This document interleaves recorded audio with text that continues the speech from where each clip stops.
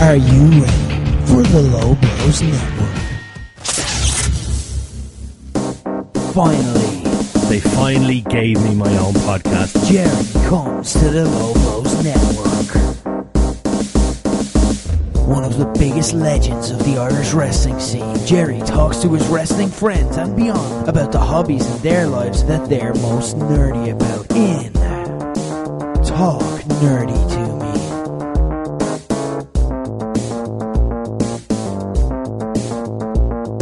Welcome, ladies and gentlemen. You're listening to Talk Nerdy to Me. I am your host, Gerry, and I am back in my home, recording at home for a special Nerdy Home Edition. And once again, I don't have my lovely co-presenter with me this week, the lovely long-bearded, blanket-bearded man that is Dave Van Dana. He's not with me this week, but I do have somebody whose beard is not quite as long, but it's my Jesus, it's very thick, almost like his head. Ladies and gentlemen, please welcome regular contributor to the show, Mr. Vic Viper. Vic, how are you? How you doing? Yeah, I think I'm getting a regular slot on this show, am I? Well, you're not getting paid. I'm just saying Wait, that now. No, there's no pay. I'll see you later then. No pay. Well, come here, if I'm not getting paid, you're not getting paid, I can tell you that now. But obviously, yeah, all right, we're gonna do a bit of nerdy news. A lot has happened over the last few weeks. And we're going to get into it. But the first thing I know you wanted to talk about was the new Terminator film. Having myself, I would consider myself obviously a big nerd, a big sci-fi fan, and I have to confess, I've only ever seen the original three. I've not seen anything after that. So. Well, I mean, personally, Terminator 2 is the best of the lot, as far as I'm concerned, and I think most people kind of feel that way as well. But because, especially with the newer ones, when Arnie came back, I definitely wanted to watch them again, like the last one, and then this one, which is obviously Dark Fate, because Arnie was back, and now obviously in this one, Linda Hamilton's back as well. Definitely pushed me to be like, I want to watch this much more than the other ones, because they were okay, but they were okay movies. They weren't good Terminator movies. Okay. Personally. So I haven't missed anything? No, not really. No, I mean, if you want to watch Batman, not being Batman and being John Connor, but not really. That's an interesting way of doing it. Yeah, it's an interesting way of saying it, yeah. So right, what have we to look forward to from this new movie?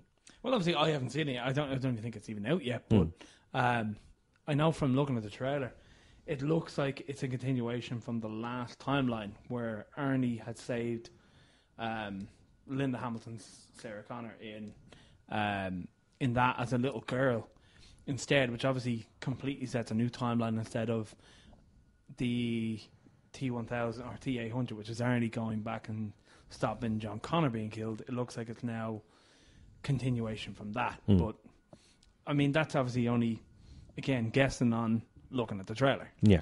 Because I haven't watched it. Well, going by the trailer alone, it kind of gives me, for me anyway, it gives me the feel of the originals.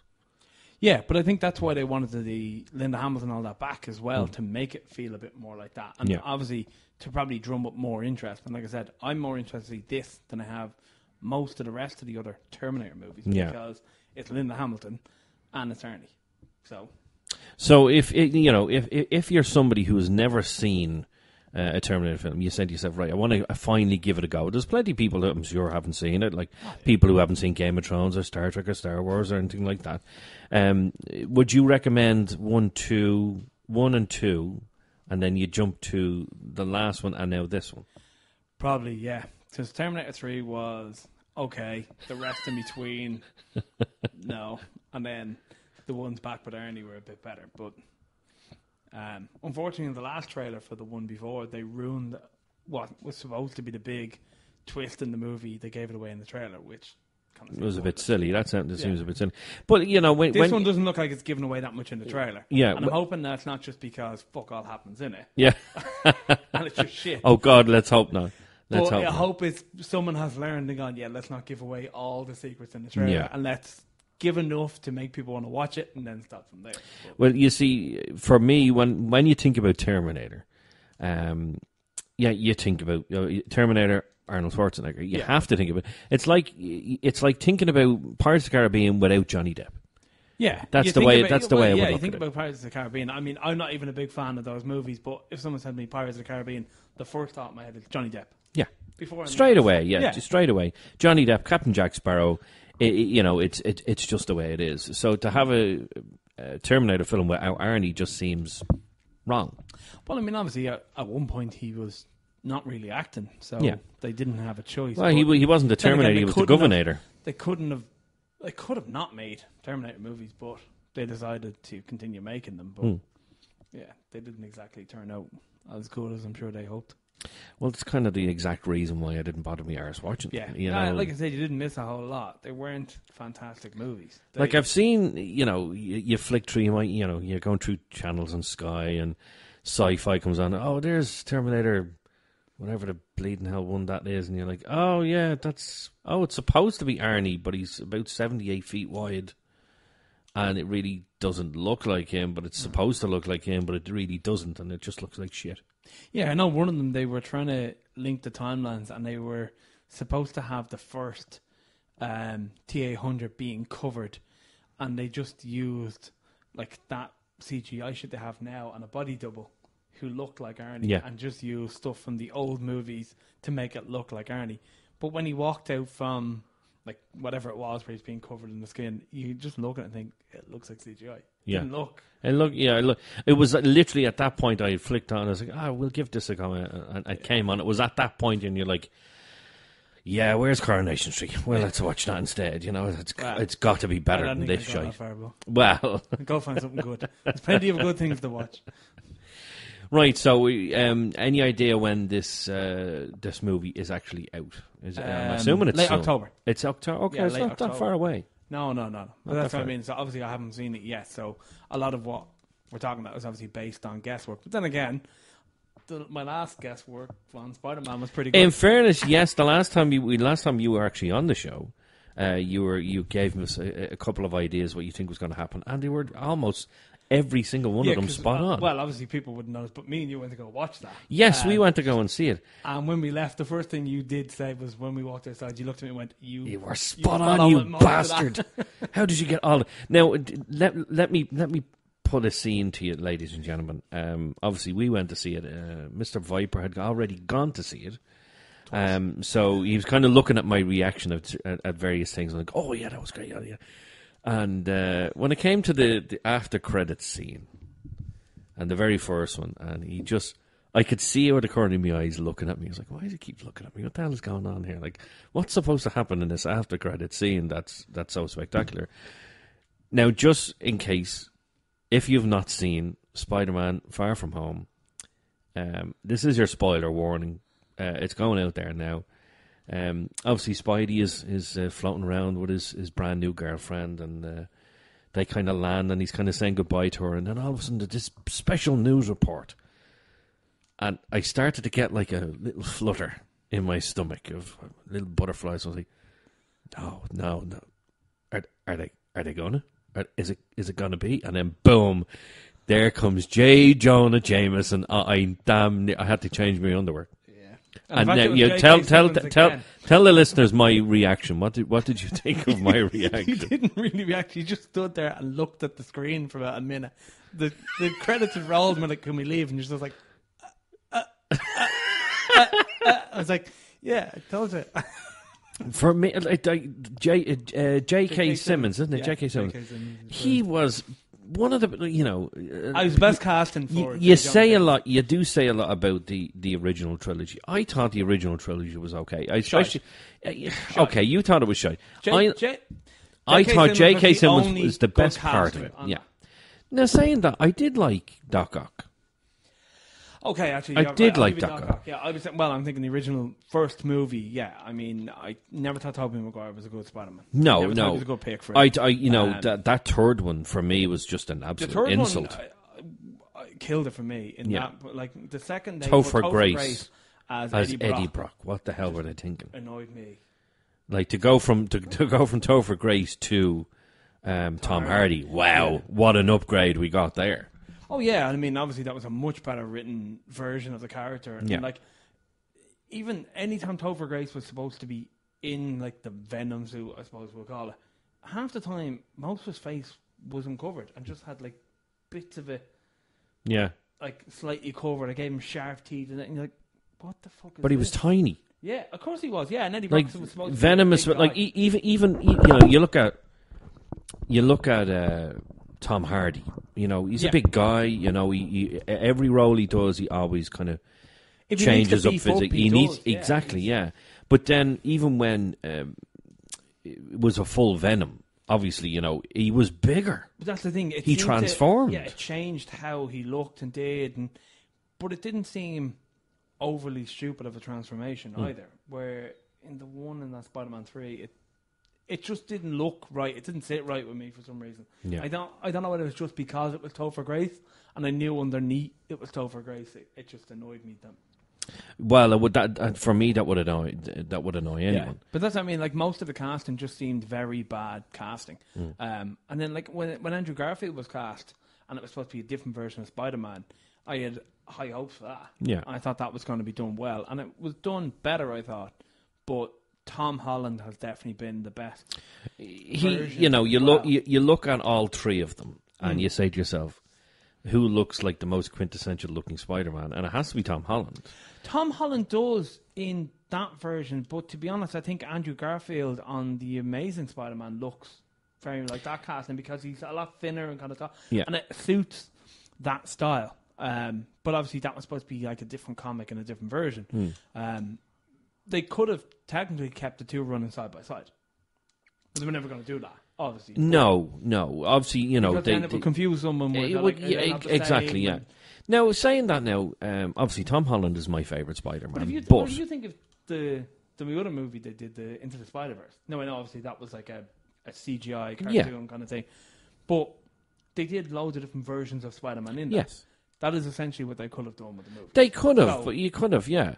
The one thing, though, that not upsets me, but you say to yourself, God, we missed something there. As much as I love Tom Holland and him part of the MCU, we will get into that now in a minute. The one part for me was from The Amazing Spider-Man 2 is when he finds all the various Sinister Six items. Yeah, the little Easter eggs for that. And for me, it was like, now we've missed that. We don't get that now. Well, you see, I know they're still talking about doing that now. As in Sony or MCU? Yeah. Sony. I believe, we're talking about that they want to do that. That is part of the plan to bring something down the line, or even to do not even a Spider-Man movie, but a Sinister Six movie. But you see now, this is the thing. Yeah, see, this is the thing. I love the fact that we got that little Easter egg of the Sinister Six coming out of it.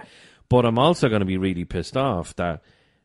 Okay, let's get into it. Obviously, the deal has broken down Between Sony and Disney. The latest report that I read online is that talks are still ongoing.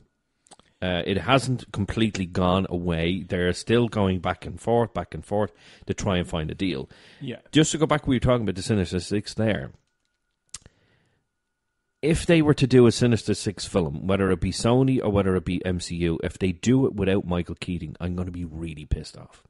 I don't think they would do it without Michael Keaton because obviously he's already cast. And Marvel are very strict, it seems, on they're trying to keep their casting along. Yeah. Like, if they cast someone, your cast is that character. We're not going to change you. It seems they're very... There's only been a handful of people that have changed. There's been very, very few, really. Like, Rhodey's the only big one. Rhodey was the only big one. There was another one as well, which was Thor. His friend. Zachary Levi. Yes. Yeah, was recast, yeah. He was recast. Yeah. That's, to my knowledge, that's the only one. The only two. Kind of two big ones, yeah. I mean, there's other little ones hidden that you wouldn't notice. Like, I think it was Thor 2. Where Natalie Portman was still supposed to be Thor's girlfriend. And this is when the kind of communication and things with Marvel broke down. Now, obviously, that's been repaired because she's now going to be cast as something else. Yeah, she's coming back, yeah. When this had all broken down, they hadn't filmed everything. So what actually happened was all the scenes where Thor needs to kiss Natalie Portman and do things like this, it's actually Chris Hemsworth's real wife. and just in a wig. Wow, I never knew that. And they put it I in. never knew that. And that's why they said, a lot of the scenes seem very passionate when they kiss. It's because it's his wife. What? Okay, fair. Jesus, I never knew that. So that's mad. When that broke down, obviously they recast, but they never did it in such a way that you knew. Yeah, well, that's just it. I never knew that. The casting was done, most of it with Natalie Portman, and then there was points where his wife filled in for scenes. Well, I tell you, there's a tidbit for you straight away. That's a serious Easter egg. I never knew that. God, when did that film come out? Maybe 5 years ago? No, longer. Longer than that? Must be, yeah. Well, it was the second one, though, so it would be about maybe 5 or 6 years. At least, yeah. At least, yeah. So. And I never knew that. And I now saying that, I never knew. Some fucking reporter I know. I never knew the talks broke down between Natalie Portman and Marvel. Yeah, well, that's why there was the whole... people talked about when she appeared in Endgame, essentially. No one was sure whether that was unused edits, angles, snippets or what of things from Thor, or whether or not she'd actually come in and filmed it. Because... Has it been confirmed? What was it? I've never seen anything confirmed on or denied on it, but now obviously the fact that she has now been cast as the new Thor and that's all, but obviously that is fine, because what led to it originally was I think she hadn't turned up to a premiere of something or some sort of party, or maybe it was a rap party or whatever, but it was all to do with the breakdown between them, because I think what originally started was they had Patty Jenkins, who was she directed Wonder Woman and that as well. She was doing something for Marvel and she was fired. I can't remember what for or what it was about, but Natalie Portman apparently took some sort of... She wasn't happy. Yeah, she got her back up about it, and then they left. No, I think there was good reason behind it. I can't remember exactly what it was, but it ended up then breaking down between her and Marvel, and that due to the firing of her. But obviously, this all went mad at proportion. And then at the Endgame premiere, Natalie Portman appeared on the red carpet with a lot of other Marvel stars, and that's when everyone kind of went, "Oh, she's actually back." It's like, is she back then? Did she film then scenes? We don't know. And then she was then announced to be the next. But you don't know whether they still used old bits. Yeah. And then the talks were fixed or what. So it's still not confirmed. No, I've never seen any confirmation. I mean, I could probably look. Well, we know she's but we know she's back. We know she's back. Yeah, she's back as Thor. Yeah, she's going to be cast as the female Thor. Yeah. Now see, you just put you hit the nail. Like she's been cast as the male Thor. You hit the nail on the head. Well, see, the thing, this is what a lot of people have been very upset about. I talked to people about this at Comic-Con, and a good friend of mine, who is a big Irish cosplayer. She's amazing cosplayer in Ireland. I said, I didn't say Lady Thor or female Thor. I just said, oh, she's been cast as Thor. And she talked to me about how she was really pissed off that it was they were referring to her as Lady Thor. And her main objection was, well, you don't refer to Chris Hemsworth as the male Thor. You just call him Thor. So why can't she just be called Thor? And I said, well, as far as I'm aware, and we're just going to call him the Thor director because I can't pronounce his fucking name. Pronounce his name. We had this earlier. Before we start recording, earlier. I'm not 100% sure, but I think it's Taika Waititi. Taika Waititi. Okay, we'll go with Taika Waititi, okay? I'm probably butchering it as well, but I'm pretty sure it's something along those lines. So. Somebody said online, on Twitter, somebody tagged him in it and said that, we're getting Lady Thor, or we're getting female Thor. You know, why did we need to get Lady Thor? Why did we need to get female Thor? And he said, it's not female Thor, it's not Lady Thor, it's the Mighty Thor. Yeah. Because in the comics, she's not referred to as Thor; she's referred to as Mighty Thor. Am I getting that right?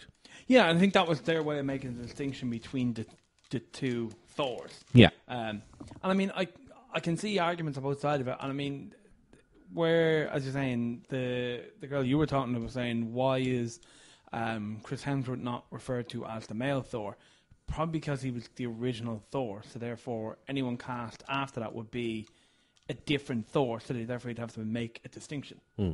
It's kind of the same as the next person who plays a character that's already been there, or a mantle that's handed down. Yeah. You're going to have to try and make a distinction between the two. And I mean, okay, yeah, I don't know whether that's good or I bad. There's arguments probably on both sides that you shouldn't make a distinction, and it's certainly not just because one's male, one's female. I'm not saying that. But I mean, even with like Captain America, that's supposed to have been passed now to Falcon. Yeah. So is he going to be the next Captain America, or is he going to be a different character? Is he going to be Falcon with Captain America's shield? But there's going to have to be a distinction between him and Steve Rogers. Whether you want it or not, even if he's Captain America, he's still going to be a different Captain America. Yeah. Okay, I see your argument there. Absolutely, yeah, I see. No, the thing is, I'm not saying, it's right to be calling Natalie Portman the female Thor. We should be just calling her Thor, because that's what she is, because that is the casting. And that's the character. She's playing Thor.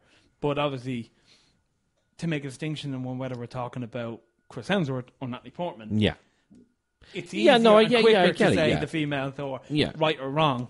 But now, obviously, she appeared on stage a good few weeks ago, and I believe it was SDCC, San Diego Comic-Con. That's when it was announced that she was going to be back and she was going to be playing Thor. Yes. And she appeared... She came on stage with Mjolnir. She came on stage or with... Or was it handed to her, something like that. But I think she came on... I've seen pictures of her holding Mjolnir. She had... No, I know. Yeah, there's another word I can't pronounce. Mjolnir.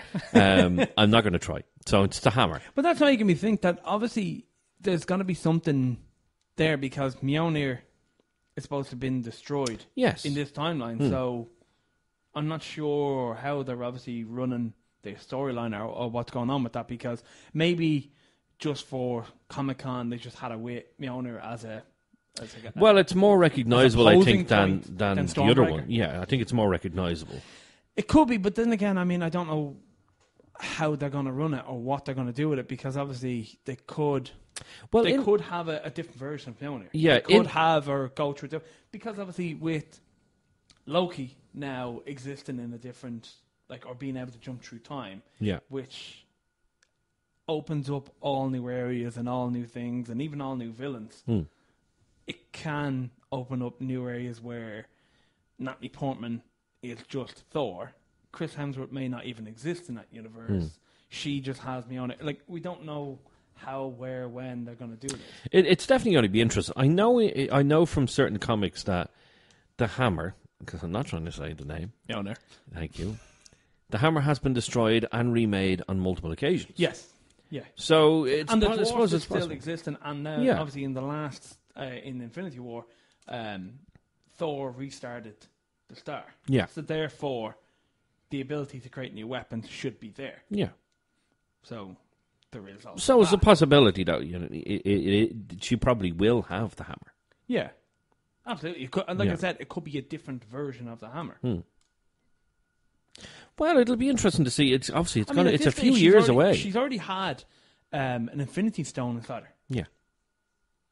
With the Dark Ether as well. So I mean, she's had or been endued with great power already. Yeah. Now, obviously, I think that was kind of killing her. She wasn't really able to use it, but the fact that she stayed alive, and we know from things like Guardians of the Galaxy, if certain people held Infinity Stones, they die. She stayed alive. She was alive. Now, you touched on a point there. She had the Infinity Stone inside her, but it was obviously killing her. Yeah. But that is part of the Mighty Thor storyline, though, isn't it? Is that she? Now, we don't know if this is going to be used in the films, but in the comics, she gets cancer. Yeah, she's dying, and it seems the more she is transformed or using the powers as Mighty Thor, she seems to be dying. So she's dying quicker. Yeah. But then I think the whole idea is where to make her very different to the other version of Thor is when I remember from some snippets of bits of the comics I've read where someone even says to her, would you not stop using the power knowing it's going to kill you? and she kind of looks at it as, well, people always need saving, and I can do it. And that's her thinking. Yeah. It just shows she's a very different person and character to the way Chris Hemsworth's version of Thor was. And it obviously gives them a lot more options as well for the movie, because there is comics there to pull off.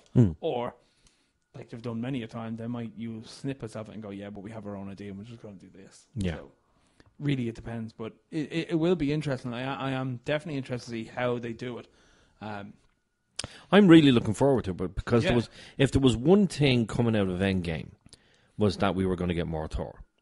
For me, it was either give me more Iron Man or give me more Thor. Now, obviously, we're not getting more Iron Man. No. I'm getting my second wish. I'm getting my more Thor.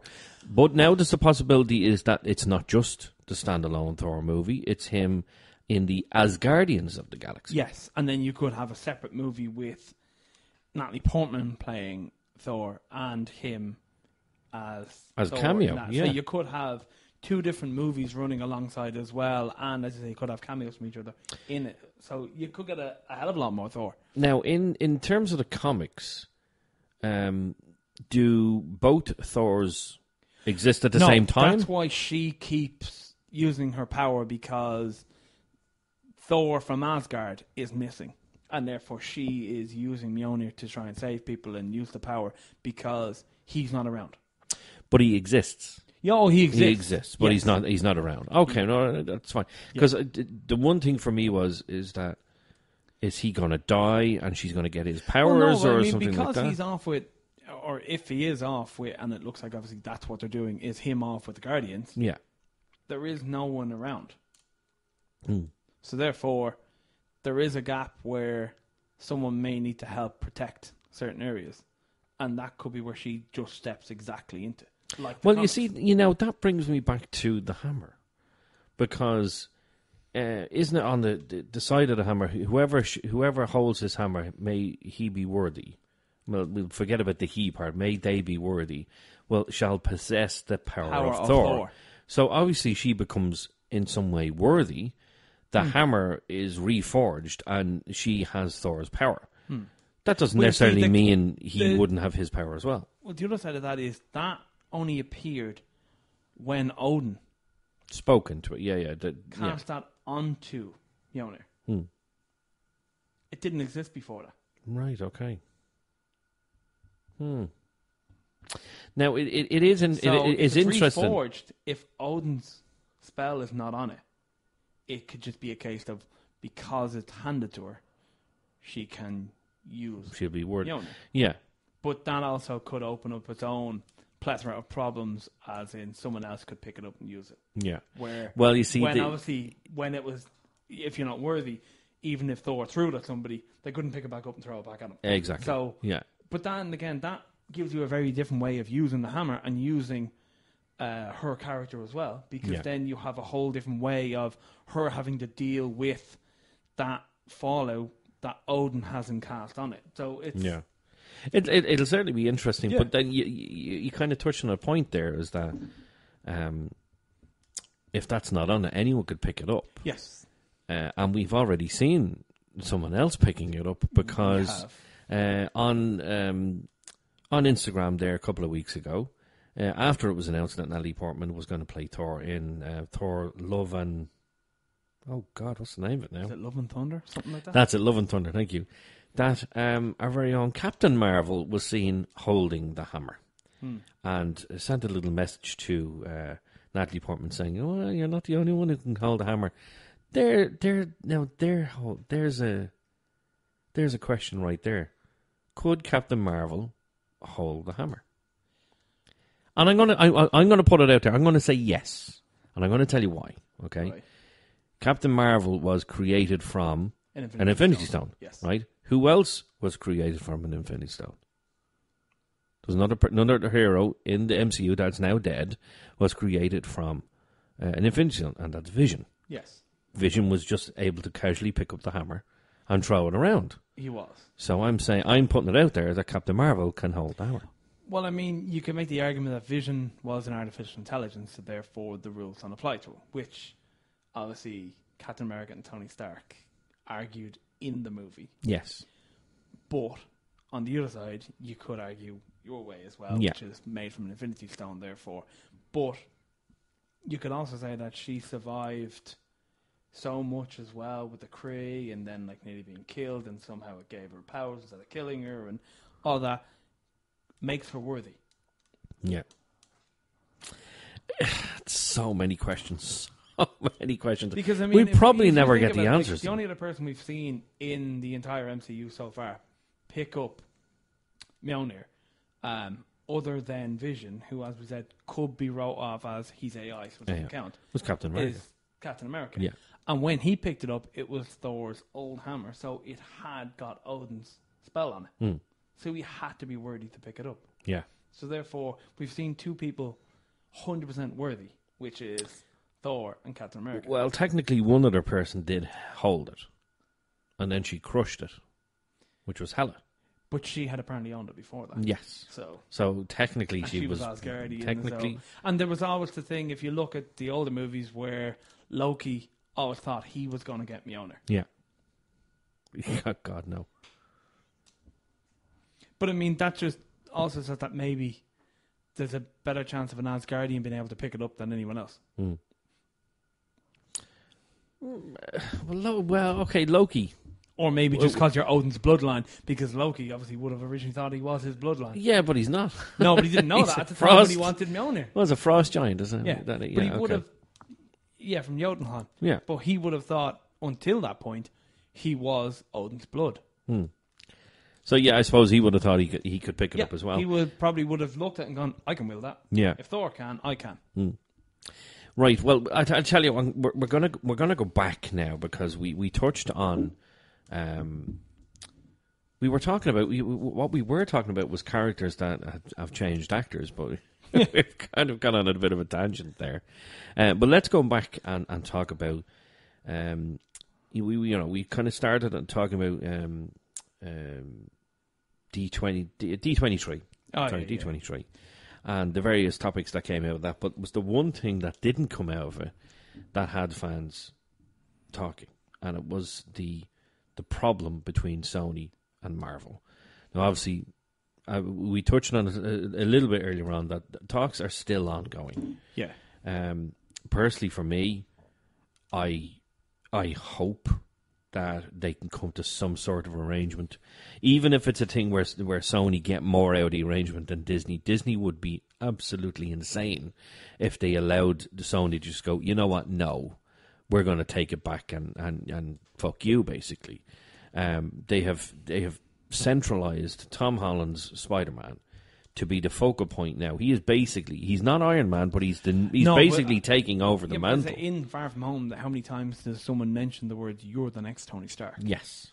It's elated to so much that they have kind of highlighted him in such a way that, yes, he's supposed to be a big deal. And even some of the stuff he does in it, you see Happy even look and think, he's very like Tony in stuff he does. So they did create him in such a way and write him in such a way that, it seemed like they wanted him to be a focal point of their new Avengers or whatever they're going to do moving forward. But the breakdown obviously kills that. So it does. Personally, I would rather as well that there is no breakdown and that they do come to an arrangement and Marvel is still involved, because, I mean, we talked about the other Sony version of the movies. And as I said, like, there was some okay parts, there was a decent casting like J.K. Simmons and that. But as a whole overall, those 5 movies fall very short to the Marvel versions. Well, you could take all 5 of the original movies that were made, roll them all into one, and I don't think they come close to Tom Holland's. Absolutely not. And I mean, even that money they made alone is probably a major difference as well, which tells you a lot as well about it. Well, the whole deal was, obviously, Sony had a deal with Marvel that there was X amount of money that would go to Marvel, but the lion's share would go to Sony, and they would get the distribution rights and blah. But then Sony Marvel had the distribution rights, and then Marvel kept all the toy rights. Yes. all the marketing basically they got to keep. So that's why they were only getting 5% of the gross of the movie. So even though Marvel can claim, obviously, Endgame, Endgame was obviously a big thing. It's the biggest movie of all time. But Sony will always be able to claim that it's part of theirs because they have one of their characters in it. Yeah. But when it comes to Far From Home, that made over $1 billion. Yes. And the lion's share went to Sony, and Sony did nothing to make the movie. Pretty much, yeah. Like, I'm sure they might have had a few little tidbits here and there, but the lion's share, or guaranteed 90% of it, was all done by Marvel. Yeah. And Kevin Feige and that. Like, it's their plan. It seemed it was all following. So when you look at it now, obviously Marvel went to Sony and said, right, we'd like to renegotiate now. Yeah. Who do you believe is being the greedy ones? Is it Marvel wanting to get more money from them, or is it Not Sony's? really. I mean, as I said, like, if they've done all the work, they've done all the writing, they're producing, if they're doing the casting, if they're following, they're doing scripts, they're marketing, they're doing all this work, and then they're getting 5%, and Sony are making $1 billion for sitting on their ass, then if Marvel are going, well, we want more back from this, what we're doing, then, I mean, it's good. Because, I mean, I think even at this stage, with what's gone in, if Marvel and Sony was to break down, and Sony decide, we're going to make the next Spider-Man movie on our own with no input from Marvel, we're not going to follow anything that you had set up, we're just going to do our thing on our ideas, and we're going to run it. I think there will be enough kind of eyes and enough people talking about it and wondering so much what was going to happen with the next one that they would get a massive turnout. Yes. Or very similar to what they've got for the last two movies. But the problem is, if it didn't live up to Marvel levels, or the last two movie levels, then they're done. And it's not going to get the hype. It's not going to get the great publicity. It's not going to get the oh my god, people who talk smack about movies, like, the word is going out of my head. Critics. It's not going to get the critics on. It's not going to get everything it had when it did with Marvel. Yeah. So therefore, it could harm them in the long run, and they could end up making one movie that makes them a lot more money, and then go, okay, great. But then after that, they fall. Yeah. And they've destroyed everything Marvel has made. And then at that stage, they might want to go back to Marvel to try and do. But if Marvel have moved on, they're not going to take that deal back. So if Marvel move on, if Marvel say, right, okay, we're going to have to, because I know there's a deadline that they have that once it's reached, and they don't have the rights. They need to film and do things. Yeah. So I believe the deadline is in the second quarter of 2020. Okay.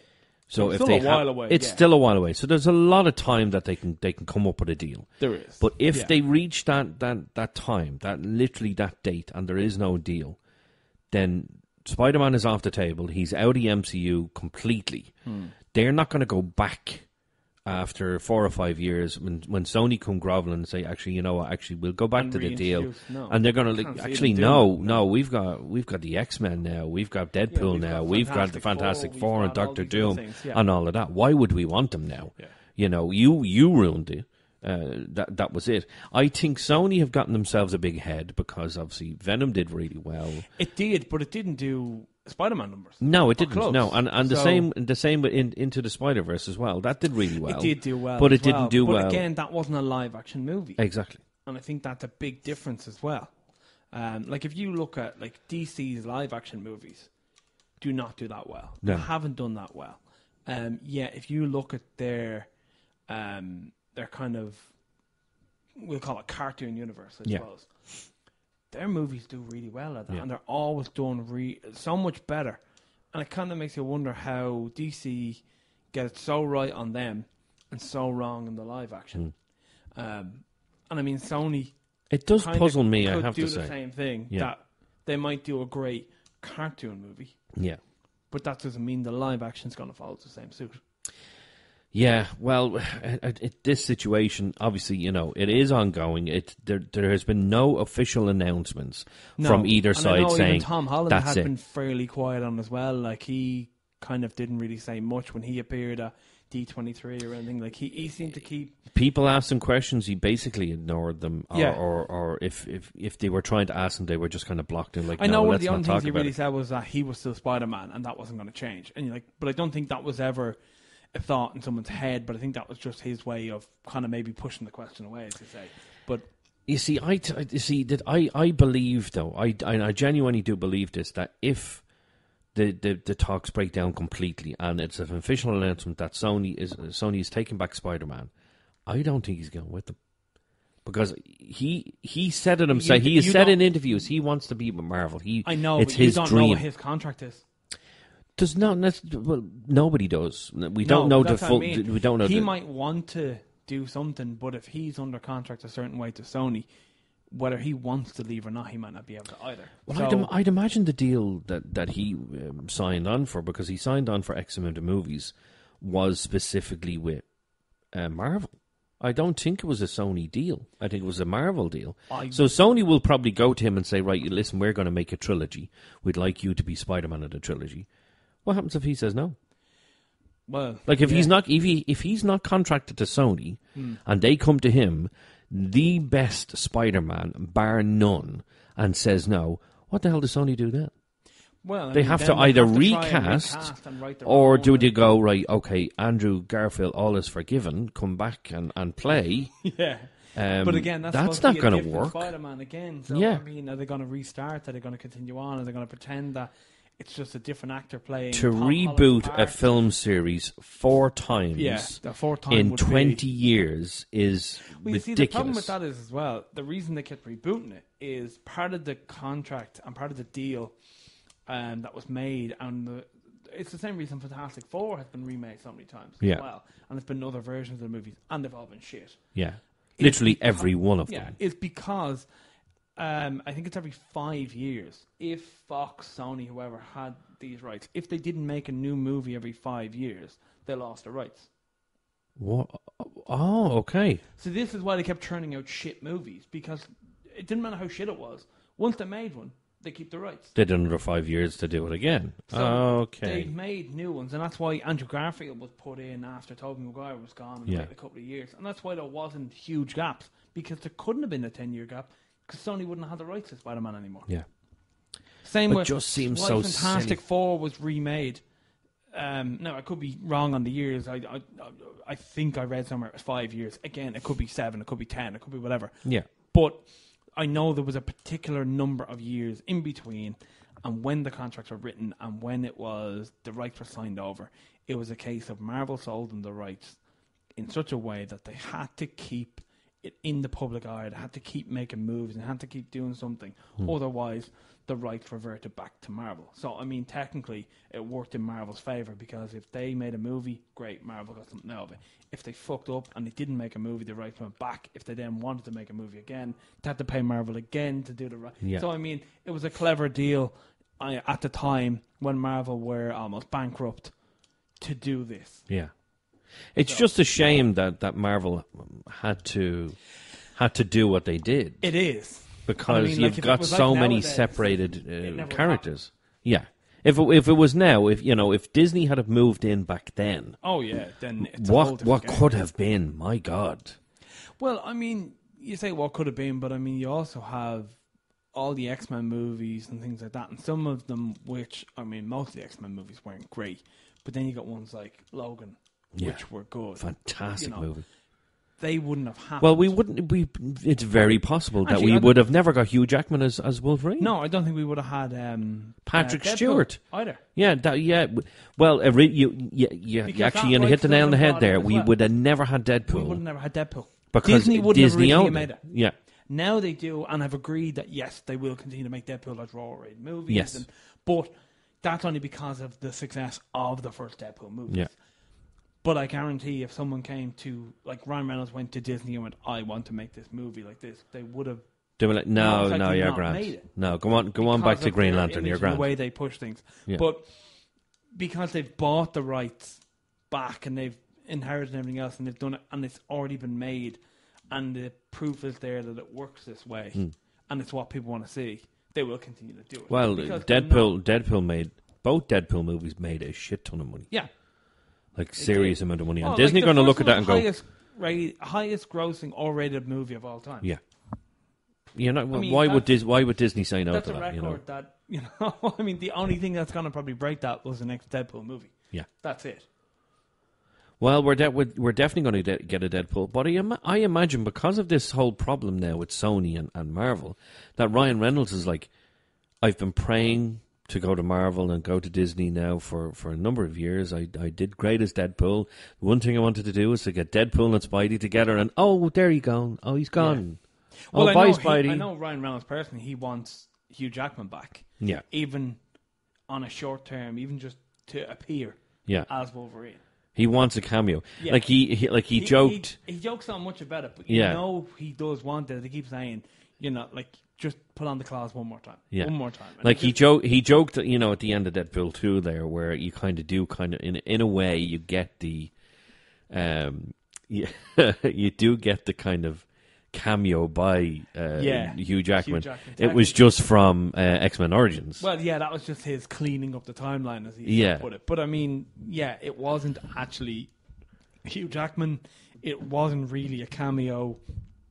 It's not the same. It was Deadpool killing Deadpool in front of X-Men, in front of Wolverine. Yeah. And I know what he really wants is Hugh Jackman to appear in a movie alongside him. I just don't think we're ever going to get that, especially now that we've got, we're going to get a whole new cast. Yes.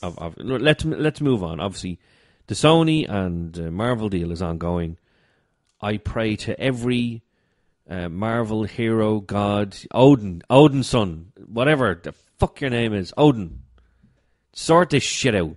Stan Lee, up on high, sort this shit out. Make sure Spidey stays in the MCU. Because if I'm going to have a little rant here, and you can laugh all you want. You're going to know exactly what this is about. If Spidey is taken away from the MCU, it meant Iron Man died for fucking nothing. Okay? And I'll be really, really pissed off if that happens.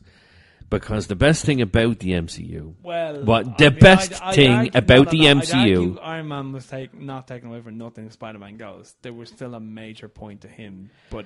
I get that, okay. But they have sent... everything about that second Spider-Man movie, Far From Home, centralised around his father figure dying. Much on Tony Stark. It was about Tony Stark. Yeah. How brilliant was it in that movie that the new AI was called Edith? Oh, yeah, even dead, I'm the hero. Yeah, what the fuck? Yeah, but even the AI in the glass was just like, Tony loved his... And you're like, he did love stuff like that. It was brilliant. And it worked totally for what you expect as Tony Stark's personality. Yeah. And it was great. Now, I don't think Spider-Man leaving lessens Tony Stark in any way, shape, or form. Right, no, it doesn't lessen it. He got the most heroic send-off. Fuck up the idea and the route and what was planned and what was moving forward, and at least what it appears to be from the fan side of the movies. Oh, absolutely, yeah. I would 100% agree with you there. It definitely muddies things up. Nice old beer opening there. Very nice, lovely. I didn't see you get me one. You know, you've one there. It's fine. That's nearly gone. In fact, it is gone. It's disgraceful. You should have got me one. Well, I mean, it wouldn't be a great podcast if you're sitting there on your own. Like, I'm just at the. I just have one more. That's just one more.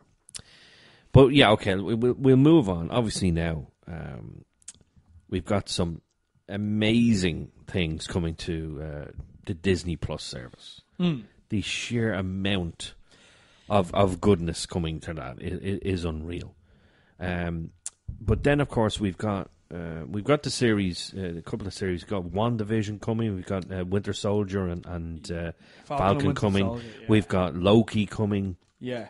We've got a Hawkeye series coming. There's so many series coming. But I want to talk specifically about a new movie that's coming, a possible new series of movies that's coming. That's The Eternals. Not something I know a lot about. The one thing I know about it is that there's some very high-profile actors in them. So obviously Angelina Jolie You've got Rob Stark himself is going to be a Richard Madden. That's it? Is it Richard Madden? That's his name. Rob Stark, Richard Madden. Oh, could be. I think so. Yeah, he's going to be in it as well. So a couple of high profile people there. Kit Harington as well. Kit Harington as possibly now it's not confirmed, but possibly as Black Knight. Coming in as well. Again, I don't know much about this, but for me, the highlight was I'm looking at the feed on the internet. You've got all these actors on stage, and right down the very end of the list, standing right beside Angelina Jolie, was Dublin's own Barry Keoghan. Wow. Yeah. Just for me, wow. Like, this is a guy that started off, and this guy has busted his ass making small movies and making little things. He's made appearances in he was only recently in Chernobyl. He was like a guard in Chernobyl. He was in Love, Hate. He's been in a number of different things, a number of different movies. So to see someone like Barry just appearing on the D23 stage, he's going to be a focal point in Eternals, is fantastic. This is a guy that literally, okay, I'm a good bit older than him, but literally grew up around the corner from me in Ballybock. That's how close this now worldwide star is. Like, put it this way, The Rock was tweeting about how humble he is and how amazing he was and how he couldn't speak when The Rock said hello to him at D23. That's how unbelievably in awe he was of all of it. I mean, you got to think on his side as well. He's probably looking at this as you say, last year I was doing this, or I was making this little movie, and now all of a sudden I'm stood on stage with the next brand of Marvel stars. Yeah. And I just think, obviously, there's not many details about the Eternals out there yet, exactly what's going to happen. We spoke briefly before we start recording about what timeline, how far back are we going to be going? Yeah, because, I mean, the Eternals are supposed to be a very ancient race. So, I mean, I would assume we're going way, way, way back before technically what we know the MCU as started. Yeah. But it'll be interesting to see how they link it, because obviously there's got to be somewhere where this links to modern day MCU. Yeah, it has to, there's got to be a lead up or a point. Every single MCU film links together. We've already had mentions of the Eternals in things like Guardians of the Galaxy, like the Collector. Yeah. Kind of briefly related to him in I think it was the original Guardians of the Galaxy movie. Yeah. He spoke about the Eternals, and nowhere is supposed to be the skull of a dead Eternal as well. Okay. That's huge. Yeah. Are they all that big? Yeah. So Barry Keoghan's going to be the size of a fucking galaxy. I don't know what way they're doing it. Okay. Well, obviously, in the comics, what I know them as is these giants, and they helped. I'm pretty sure they helped forge the Infinity Stones as well. Oh, okay. So I know there's links on that, but then again, that's part of the way they did it in the comics. There's different versions. Always someone rewrites something and changes, and everything changes down the line. And I mean, then there's other things like we mentioned. Even Kit Harington's going to, or supposed to, or we believe play Black Knight. Yes. If we go by the original first Black Knight in Marvel, he is supposed to exist at a time with Merlin and King Arthur. Okay, so and back he that is far. supposed to have a sword merged from a meteor that fell to Earth that Merlin merged for him with magic, which helps him do him with other powers. And you're like, okay, that makes it a long time ago, but that doesn't make it thousands of years ago. So that would still be ahead of when, in my head, the Eternals existed. Okay. But it's interesting. Again, obviously, there's been other versions of Black Knight, so is he going to play Black Knight? If so, is he going to play a modern version, and the Eternals links all the way from the back, from the very, very beginning, or start of the universe kind of time, to now, and this is where we find people like Kit Harington that come in. We don't know. It for me. It's going to be an interesting one because I had never heard of the Eternals before. The only part of the only thing I'd ever heard was the skull of nowhere. Yeah, that's all I think knew. most people, if they've only been watching the MCU, that and the Collector showing little kind of like clips, we'll say, of the Eternals like destroying planets. That's all they've ever seen of the Eternals. Which is very, very little. Obviously, when it comes to Marvel, you've all heard of Thor, you've all heard of Captain America, Tony Stark's Iron Man, Thanos, things like that. The Eternals, for me, not so much. So I'm very interested to see how it goes. I think the Skull of Nowhere is a Celestial, not an Eternal. Right. Which is different. But the Eternals are still an ancient race anyway. Okay. So, the Collector still talks about them anyway. Okay. Sorry. So they wouldn't be that big, but they're not human-sized. They're much, much bigger. Okay. They'd still be giants in comparison to us. Okay. So, he's a Celestial, not an Eternal. Celestial. Sorry, in Nowhere is a Celestial. Then again... Well, thanks for ruining my fucking show, Vic. Thank you. Made me out to be an absolute liar. That doesn't mean that they can't come together at some point or both feature in the same thing because they're both very ancient races. Okay. So it really depends on how they do it. But Marvel on the movie side often take parts of their comics and go, we'll use this bit and then just go in a very different direction. Yeah. Or started in a way where you think they're going a very different direction and then eventually swing back towards what it is in the comics or how it kind of... So there's always been a few differences between, obviously, the writing in the MCU and the comic universe. Yeah. So we don't really know... And obviously, because there's been very little revealed about the Eternals and the casting, and we only know who's in it. That's literally all we've got. That we've no premise. We've no. There's no even. Generally, every now and then you might get a little leak here or there, but literally there's been nothing. Obviously, it hasn't even started filming yet. No, but I mean, they probably, if they have a cast, they probably have a script or most of a script at this stage. I would assume. So. Well, they have the costume design, not the actual costumes, but the costume designs.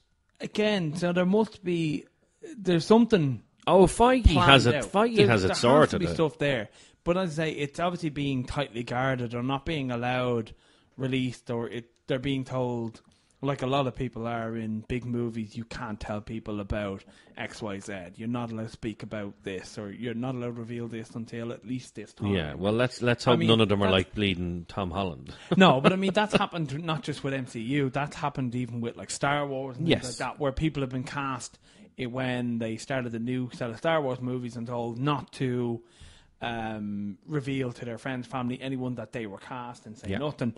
And I mean... Later, you find this out in interviews because they're then saying like, "Oh yeah, I had to keep it secret for a year, or I had to do X, or I had to." Yeah, it was John Boyega did that. That John Boyega who plays Finn in the new Star Wars movies, the new trilogy, Daisy Ridley. They had to keep it to themselves for a long time. Yeah, for a really long time. There's two prime examples. Yeah. So I mean, it doesn't mean that that's not what's going on in the background as well. That there is a lot more information. But it's being kept very secret because, like that, Kevin Feige has a plan, but anything that's leaked could result in people figuring out or realizing where he's going with his plan, and he doesn't want that to happen. So he's keeping it very secretive. So, well, the Eternals definitely going to be an interesting one for me because I kind of had an inkling about most other. Characters and movies that have come out are there a little bit about Guardians. The one that I had to do just the tiniest bit of research on was Black Panther because I didn't know much about that. And then I was really excited for that movie, and I was not disappointed. That was a fantastic movie. Actually watched it again the other night. That was really, really good. Well, I mean, even before Black Panther came up, there was mentions technically of him in the MCU, or at least of Wakanda. Yeah. And vibranium and things like that. So there was always Avengers 2. There was always little peaks of, Wakanda exists. Yeah. We know this is a place. We know. So we knew there was going to be a point where Black Panther was going to come in. And obviously, if you're a fan, or you've read anything, or you've seen a lot of the variations of the Avengers, Black Panther features in a lot of different variations of it. So there was, at least in my head, there was always going to be a point where he would be introduced. But again, it was a great introduction. It was a great movie. So. Oh, absolutely! His standalone movie, and Chadwick fantastic. Boseman, I think, is a great cast. He is amazing as Black Panther. I thought the entire cast was fantastic. Yeah, absolutely brilliant. Well, and in general, Marvel's casting is they don't really seem to put a foot wrong with their casting. No, absolutely not. It just looks, every movie. I can't question any of the bad guys. No, actually, no. I tell a lie. What was his name in Iron Man 2? Oh, Whiplash. Yeah. Mickey Rourke. Yeah, I'd question that one. That's the only one. I think. Well, actually, not the casting, but the writing more so for Baron Zemo, I would question a bit as well. Yeah, okay. The character was okay. The actor was okay. I didn't like the way it was done. Yeah. It was very different to the comics character and that. But apparently he's going to be in... which one is it? He's going to be in one of the series. Well, I mean, like, he was just in prison. It's not like he's gone. Yeah. So, I mean, he could very easily be brought back in, yeah. So, but the character in the comics is very different to how he was portrayed in the movies. And I much preferred the character version in the comics. No, that's not to say I preferred the suit he had in the comics because it was a bit... Okay, to try and make it a real-life version could be... very troublesome and look very camp, I suppose. I can't imagine it looking very villainesque. Okay. But that doesn't mean that they can't redesign or do a little tweaks here and there or take certain parts off and go, right, well, we'll do most of this, but we don't give him the stupid purple balaclava that he wears in the comics. Because that's essentially what he wears. Yeah. I mean, yeah, give him something different to wear or give him something a bit more tactical, but he just seemed to be a bloke who just wanted to take down the Avengers. And there's a little bit more to it in the comics, though, isn't it? Yeah, he's a much different character. So, I mean, yeah, I didn't like the way he was done. I suppose I didn't really have a problem with the casting, but yeah, Mickey Rourke and the way Whiplash was introduced and the way the character was, I didn't enjoy that. I think Iron Man 2 was probably the weakest of definitely the Iron Man movies, and absolutely, one of the weakest, if not the weakest, of the Marvel movies. Yes, and I think a lot of that, unfortunately, is because of Mickey Rourke and Whiplash. I mean, like, a lot of people don't like him, but I think the casting as Hammer was great, and I think his character being a very opposite of Tony Stark is great. Yeah, as well. That was good. Yeah, no, I like that. I I thought that kind of stuff was great, and even Tony being a bit mad and kind of putting himself in danger and things like that was very like how he was in the comics. Because at one point in the comics, Tony was a drunk, and he was kind of like it was very similar to that kind of storyline. So it was good to see them do something like that in the MCU as well. But then you had Whiplash, who was just it just didn't fit for me. Didn't sit, like I would still watch the movie. I wouldn't go out of my way to watch it, but I'd still watch it. No, I wouldn't. It wouldn't be one if someone went, "Oh, I need to watch all the movies." Let's sit down and watch them again. I wouldn't be like, "Oh, let's avoid Iron Man 2. It's crap." I'd still no, if you're watching a series, you're going to watch the whole thing. And I think you do need to watch it as well, but it wouldn't be one if someone went, what's one you'd recommend? It wouldn't be highly recommended for me. There's certain ones where, like the original Iron Man, I definitely highly recommend. The original Guardians of the Galaxy, highly recommend. Yeah. Thor Ragnarok, couldn't recommend enough. Like the Avengers ones, Civil War, ones like that, just fantastic movies. But it seems to be, with the exception of Winter Soldier, it seems to be the second of the second Iron Man, the second Thor, even the second Avengers weren't quite as good as other ones. Yeah. It seems to be the second movie, as I say, with the exception of Winter Soldier. Winter Soldier. And actually, the exception of Winter Soldier and maybe Ant-Man 2, because Ant-Man 2 was really good. Well, Guardians of the Galaxy 2 was top. Guardians of the Galaxy, yeah. So, but in general, if you look through most, look at the originals, yeah, of anything, the second version is usually not as strong. Yeah. There are a few times when the second version is better. Terminator 2 being a classic example then, that we talked about earlier. Yeah. Terminator 1, great movie. Terminator 2, I think it's a better movie. Terminator 3, shit. Shite. It's just, it often follows, it seems, that path for whatever reason. But then, as you say, there are ones that break where all of them are good, which is very rare. And then you have ones where the second one is actually better or as good. But well, let's hope that the future of the MCU is bright. There's a lot of stuff coming out, a lot of series. As long as Kevin Feige is if Kevin Feige is there, it's going to be good. Let's hope that man lives till 150. Stan got to 93. Yeah, well, let's hope he goes. Not that he goes the same way, Jesus. Let's hope that he lives just as long, if not longer than that. But before we finish up, I think we'll finish up on another movie that had its second outing, but it only had its second outing, and it was out last week. And I believe you went to see it with another contributor to the show, Rob, and you went to see the second It. Yes. Tell us, how was the movie? About as good as the first one. And what did you think of the first one? You could skip it. So you didn't particularly like it? I thought the first one was okay. The second one, they rely way too much, it seems, on jump scares, and didn't really have any major kind of like horror point or any real build up. There wasn't anything in it that made me think at any point that this is a really scary or good movie. I also don't think it needed to be nearly 3 hours long, because it is. Wow. Yeah. Oh, no, that's too long. Yeah, I didn't realise that until the time, because I said myself and Rob went to go watch it. And we went to go see the midnight premiere, which we do a lot of the time, myself and himself, on the movies. Sweet so Jesus. we didn't get out till just after 3 a.m. Oh, no. By the time we finished, both of us were in work the next morning. And we'd often, after a movie, especially if it's a good one or it's a big one, we would kind of chill afterwards, or maybe have a drink or a bite to eat and kind of talk about them. Have a bit of a discussion, yeah. And then we had a very brief discussion about it. I mean, maybe 5 minutes if even, and then just moved on. Which kind of tells you its own things you really need to know. Oh, no, that's not going to work. No, I mean, if you like the first one, you'll probably enjoy the second one, but I still think the original It is by far a better movie. Yes. It's a stronger movie.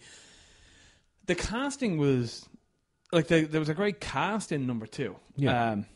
And seeing people like Bill Hader doing his first horror was... James McAvoy. James McAvoy, Fantastic. I think, is always a great actor. It was... Actually, to be honest, even something as small as this, and maybe this is just me nitpicking.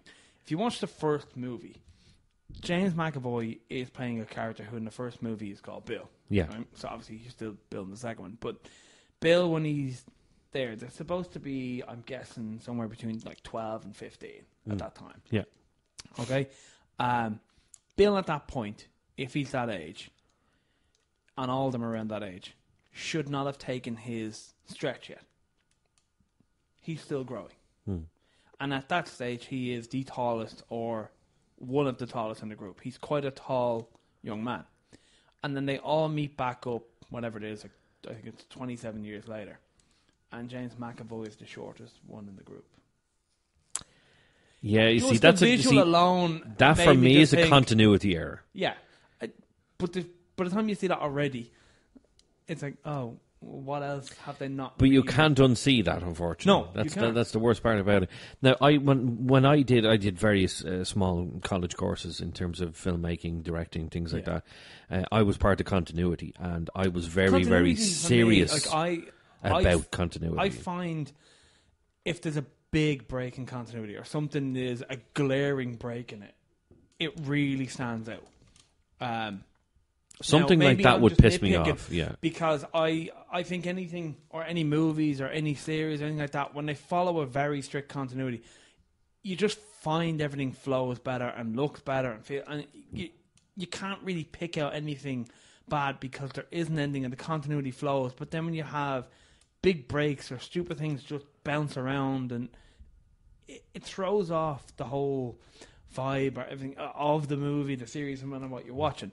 And for me, instantly at the very start, when a lot of them meet up together, he's the shortest, and the fact that he was the tallest, and the worst part of that is 2 opens with showing you the same child actors. So it's the same. It's the same kids. Same kids, and then it jumps straight into them as adults. So you see And them everyone's in the different same heights. movie, and they're way different heights. Because I reckon the kid who played Bill was probably at least the same height as James McAvoy, if not taller. Yeah. And then they come back, and everyone seems like they're like 6 foot something, and James McAvoy's well under it. And you're like, well, No, that kinda looks stuff a bit like weird. that. No, that would I really mean, upset me. Okay, there's a chance always that he did take a stretch and he didn't grow, but it just seemed like something that he should have been taller. There should have been someone else cast, or he should have been cast as a different character who was shorter, or like even just something like that. But obviously they cast him as a big name, and they wanted him to play kind of the main person within the group who was Bill in the first one, so he was Bill in the second one, and I mean, obviously there was a whole. If you haven't seen the first one, spoiler alert, there's the whole kind of almost romantic part between him and the female kind of leading it, and then obviously they wanted to carry that into the second one as well. So they wanted James McAvoy to be part of that romantic kind of relationship. Yeah. Oh, well, obviously they wanted him for that, but they also wanted him for his star power. Yeah. You know, he's a big name in Hollywood now. He is. And I mean, like I said, I think he's a fantastic actor. I think he's great. And I mean, if you watch things like him as as Professor Xavier, fantastic. You know, especially as a young Xavier. Him in Glass and things like that when he's with Bruce Willis and all in that series of movies. So good in that. Yeah. So good. But I think he could have been cast as someone else in that movie easily and used. Still had a star power and didn't have to be Bill. But, I mean, that might be just nitpicking because I didn't enjoy the movie that much. And I was looking for things that annoyed me or put me off on it, or there was lots of little things, but there was nothing glaringly hugely wrong with the movie, I suppose. I mean, they rely a lot on CGI, obviously, because a lot of the stuff they do with Pennywise, where I think a lot more of it could have been done in ways that you didn't have to rely so heavily on it. Yeah. But having people like Bill Hader and that, I thought was very good, and it was interesting to see him doing his first ever horror role.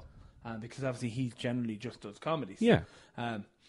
Because I'd seen an interview with him as well, and he did say that he had to keep retaking his shots because he's not used to doing horror. Yeah. And he said apparently even if he's genuinely scared, he smiles or laughs.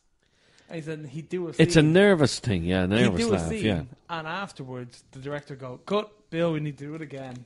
You were smiling." He's like, "What was I?" And he didn't realize he's doing it because it's just this natural facade. But I mean, I know people that are like that. When they're scared, they laugh or they giggle or they smile. I mean, so keeping it in like that might have been more natural, but they didn't. Obviously, they did change it and cast it up that he had to look.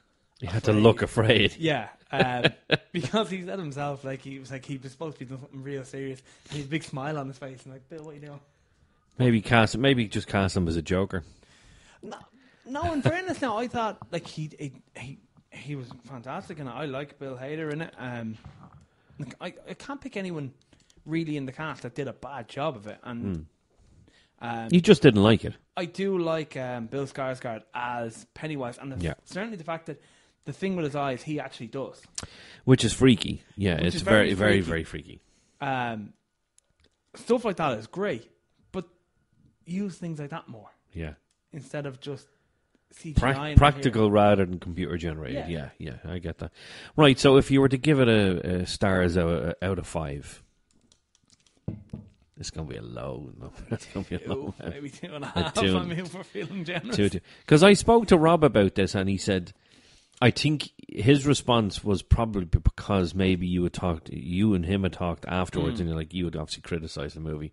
He said, if you're a fan of the book or if you're a fan of the original, you're going to like this. Yeah. But he kind of left that at that. So I'm like, okay, well, that meant if you're not a fan, you're not going to like it. Every movie we watch, yeah. And myself and himself, this is kind of one of our things we do where we see something, and even if we reckon it's going to be a crap movie, we'll often just go just for the hangout or just to go watch something if we've heard of it before or we know it used to be a comic or we've seen an old version. Or remake. We'll just go, let's go watch that. And Give it a go. We'll hang out and we'll go have a chat about it, and it's just something we've always done. And like I said, normally we'd have quite a long chat about stuff, but that was a very quick one. So maybe I influenced his opinion, or maybe he hadn't picked up on certain things that when we came out of the movie, I kind of pointed out, I didn't like this or I didn't like that. Yeah. It might have changed his mood on it. It might have changed where he looked at it in a different way then as well at that point and gone, yeah, actually, you're right, I didn't like that either, or I didn't notice certain things. Well, he did say he enjoyed it. Obviously, he's a fan of the book, he's a fan of the original, and then he was a fan of the that's the thing. I mean, he even said to me when we watched the first one, afterwards, he did say he could have happily skipped watching the first one. Yeah. Which is not a great review for someone who's a fan. If you're a fan, you're not going to say something like that. No, so you shouldn't be. Yeah. But he was like, you could have skipped it, I suppose. Yeah. Or, well, you watch it once, but you do need to watch it again. Yeah. That's not a great review for someone who's a fan. No.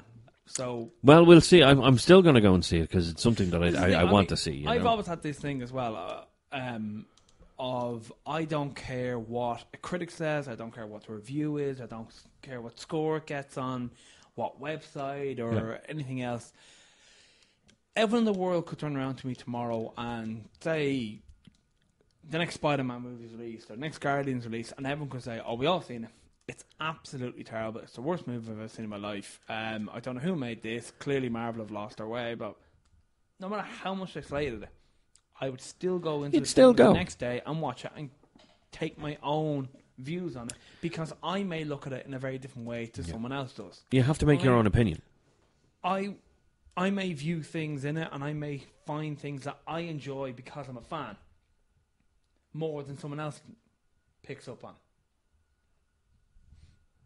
Yeah.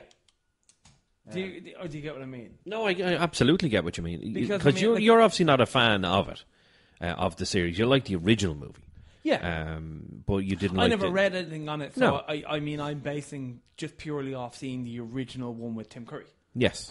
Which I thought was a great movie. There are stuff that, I haven't read the book myself, but I've read about parts of it, and there is stuff in the books that you just could not put in the movies. It would be, would probably be illegal for one. That's true of a lot of comics and other books and things that have been turned into movies and TV series and things like that. There's a lot of stuff that you couldn't put into them, or probably shouldn't put into them, because it might not be looked upon in a certain way, or you may not get away with it. Well, when it comes to editing, you need to edit that out because we can't include that part. Yeah. So there's lots of things like that. So it really...